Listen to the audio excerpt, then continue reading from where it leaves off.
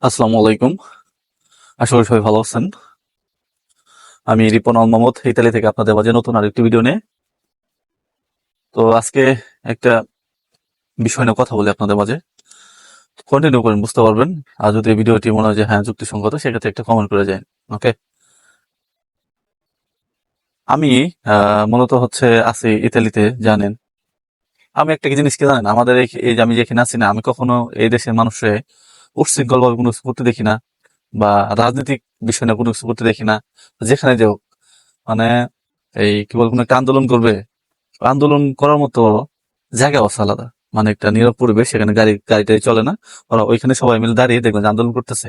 আমি কিছুদিন আগে আপনাদের একটা ভিডিও দিয়েছিলাম যে ফিলিস্তিনি হয়ে ওরা হচ্ছে আন্দোলন করতেছে, কিন্তু কারো কোনো ক্ষতি হচ্ছে না, বা গাড়ি টাড়ি যে চলা বন্ধ করে দিবে, রাস্তা আটকে, সেটা করতেছে না।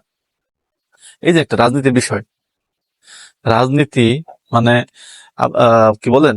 আর হচ্ছে রাজনীতি করে করে দেখা যাবে যে বর্তমানে ছোট ছোট বাচ্চারা, বিশেষ করে হচ্ছে প্রাইমারি স্কুলে দেখবেন যে ওরা ওইখানে রাজনীতি ঢুকিয়ে দিচ্ছে। রাজনীতি মানে প্রাইমারি স্কুলে ছোট ছোট বাচ্চারা ওখানে দেখবেন ক্লাস ক্যাপ্টেন বা কিছু একটা বানিয়ে দেয়, স্কুলের একটা ক্যাপ্টেন বানিয়ে দেয়, সে ওরা ওখানে রাজনীতিটা কৌশলে ঢুকিয়ে দিচ্ছে। তারপর হচ্ছে স্কুল কলেজ, তারপর ইউনিভার্সিটিতে বাদই দেন, এগুলা তো অহরহ চলতেছে। এই রাজনীতির কারণে আমার মনে হয় কি যে রাজনীতির কারণে মতো প্রচুর ছেলে মেয়ে লেখাপড়া নষ্ট হয়। ছাত্র বয়সে ছাত্র বয়সে যখন পড়াশোনা করি, তখন আমার স্কুল কলেজে কোনো রাজনীতি থাকা দরকার আছে? আমি শুনছিলাম, আমি দেখি না, আমাদের দেশের সৌভাগ্য হয় না যে এরশাদ সরকার ছিল আমাদের, তখন নাকি সব স্কুল কলেজে রাজনীতি নাকি অফ করে দিছিল। মানে বন্ধ করে দিছিল যে কি বলে, স্কুল কলেজে পড়াশোনা অবস্থায় কোনো স্টুডেন্ট রাজনীতি করতে পারবে না, রাজনীতির মধ্যে আসতে পারবে না। স্কুল কলেজে পড়াশোনার জায়গায় সেখানে পড়াশোনা করবে, সব পড়াশোনা করবে, এটাই হচ্ছে বিষয়। এখানে এক্সট্রা এই রাজনীতির বিষয়গুলো এটা ঢুকতে পারবে না স্কুল কলেজে, এসব দরকার নাই, বন্ধ করে দিছিল। আমার মনে হয় কি জানেন, ওই সময়টাতে ওই কাজটা সবচেয়ে বেশি ভালো ছিল। রাজনীতি কেন দরকার? আপনি পড়াশোনা করবেন, আপনি একটা চাকরির জন্য করবেন, এই তো না। রাজনীতি এখানে যদি আপনার রাজনীতি দরকার হয়, আপনি পড়াশোনা শেষ করেন, পড়াশোনা শেষ করে তারপর হচ্ছে আপনি যদি রাজনীতিতে যেতে চান, সেক্ষেত্রে আপনি রাজনীতিতে ঢোকেন। কিন্তু আপনি সেই বাচ্চা কাল থেকে আপনাকে রাজনীতির মধ্যে করতে হবে, এই সিস্টেমটা আসলে আমার পছন্দ না। এরশাদ সরকার যেটা করছিল, নিষিদ্ধ করছিল, খুব একটা ভালো কাজ করছিল আমার মনে হয়। এটা মনে হয় এখনো করা দরকার। এই বাচ্চাদের, ছোট ছোট বাচ্চাদের স্কুল কলেজে বা সিনিয়র, মানে বড় হয়ে এই যে ইউনিভার্সিটিতে গেলে যে রাজনীতি করতে হবে, আসলে এই বিষয়টা বাধ্য দরকার। রাজনীতি যাদের করার ইচ্ছা হয়, পড়াশোনা শেষ করবে, দেন হচ্ছে তুমি যদি রাজনীতি ঢুকতে চাও, তো রাজনীতিতে ঢুকো, সমস্যা নেই। কিন্তু এই আমরা যখন ইউনিভার্সিটিতে পড়াশোনা করছি, বড় বড় রাজনীতি করছে। আমি মূলত রাজনীতি পছন্দ করি না। রাজনীতি করছে, তখন যাদের লোক দেখার হয়েছে না, দেখবেন যে হলে আসছে বা আমরা মেসে থাকছি, আমাদেরকে ডেকে নিয়ে গেছে। তাদের জনবল দেখানো দরকার। আমার যে কি একটা বিরক্ত লাগছে বলে বোঝাতে পারবো না। আমি কখনো যাই নাই, যে ভাই আমি এইসবের মধ্যে নাই, আমি অবশ্যই পছন্দ করি না, আমি যাইতে পারবো না, ডিরেক্ট না করে দিচ্ছে। পড়াশোনা ভালো করার জন্য, একটা দেশের শিক্ষা জাতিটা ভালো করার জন্য আমার মনে হয় স্কুল কলেজে রাজনীতিটা বন্ধ করা খুবই প্রয়োজন এবং খুবই দরকার। এখন এই রাজনীতির জন্য, স্কুল কলেজে এই রাজনীতির জন্য, মূলত বাচ্চাদের মাঝখানে রাজনীতি ঢুকে দেওয়ার জন্য দেখবেন যে প্রচুর পোলাপানে দল বেঁধে চলাফেরা করে এবং কিশোর গ্যাং তৈরি করে, এবং দেখবেন যে মারামারি, কাটাকাটি, ঝগড়া, এগুলো লেগেই থাকে।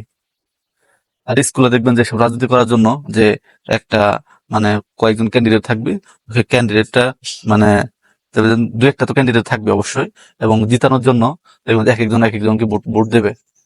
হ্যাঁ, যদি কেউ একজনের ভোট না দিলে দেখবেন যে ওর সাথে মনোমালিন্য হবে, যে এই ছেলেটা বা এই বন্ধু আমার ভোট দেয় নাই, বা আমার ক্লাসের এই সহপাঠী ভোট দেয় নাই।